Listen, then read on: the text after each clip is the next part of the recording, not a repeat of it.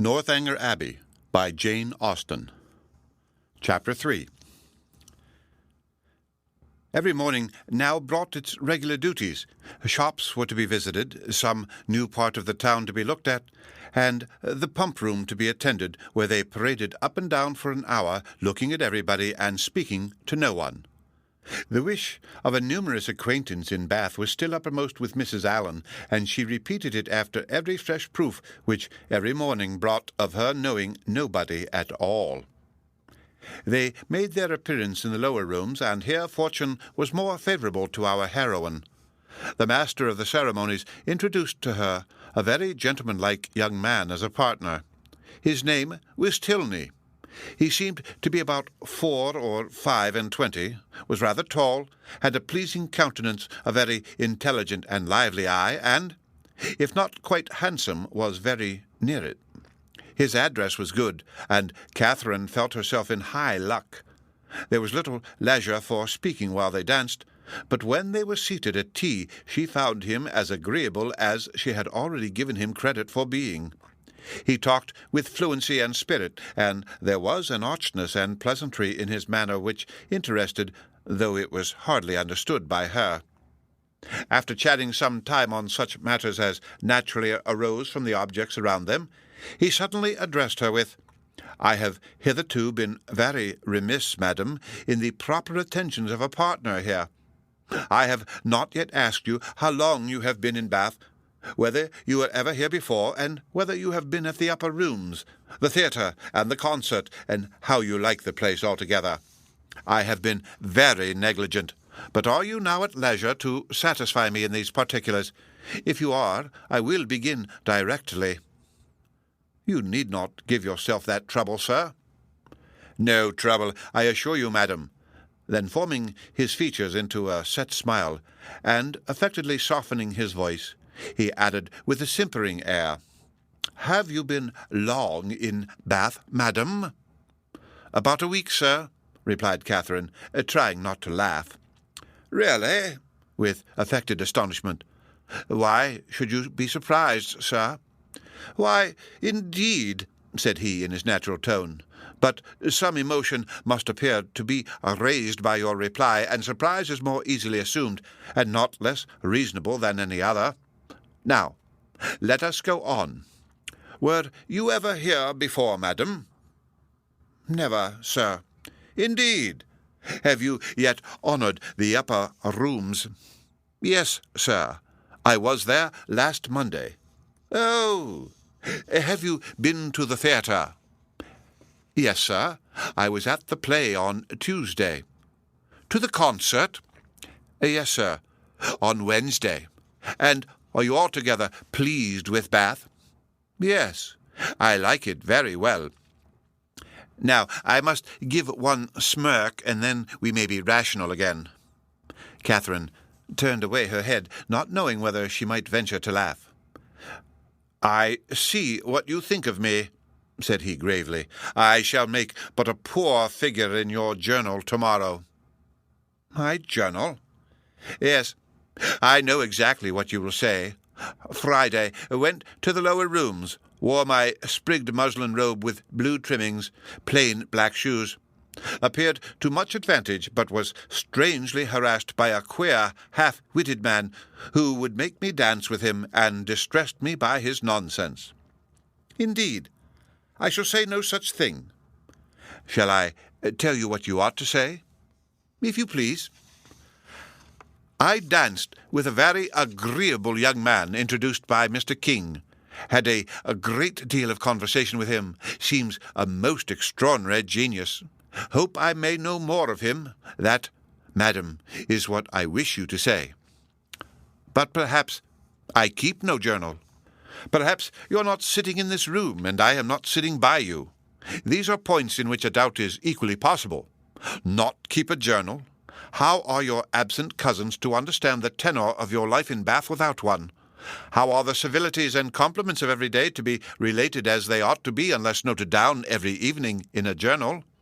How are your various dresses to be remembered, and the particular state of your complexion and curl of your hair to be described in all their diversities, without having constant recourse to a journal?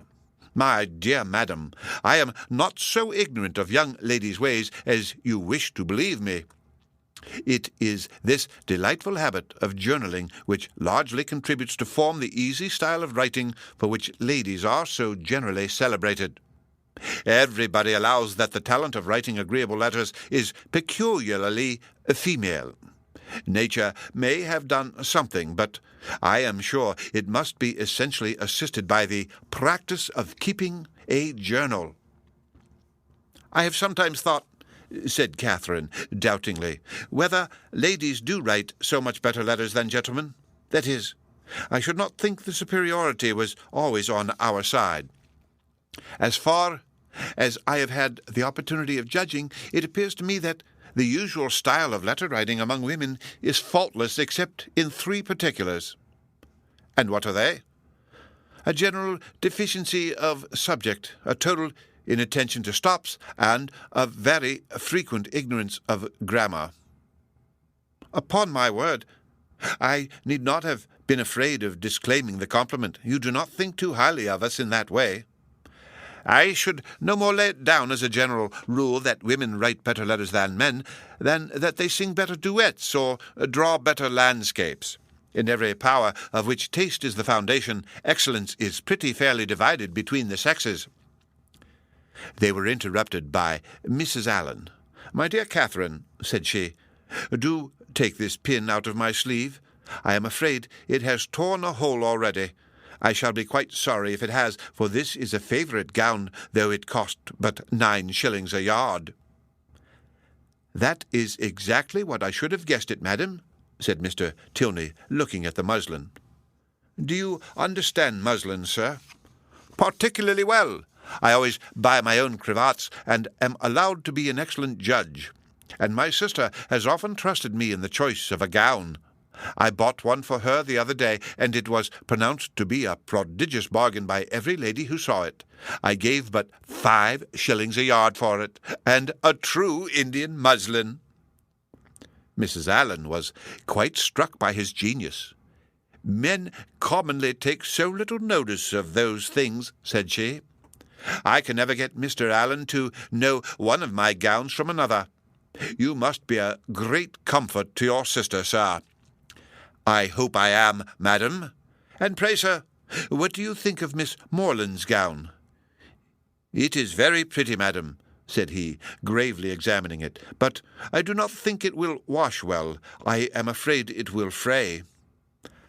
"How can you," said Catherine, laughing, "be so—" She had almost said strange. "Oh, I am quite of your opinion, sir," replied Mrs. Allen, "and so I told Miss Morland when she bought it. But then, you know, madam, muslin always turns to some account or other. Miss Morland will get enough out of it for a handkerchief, or a cap, or a cloak.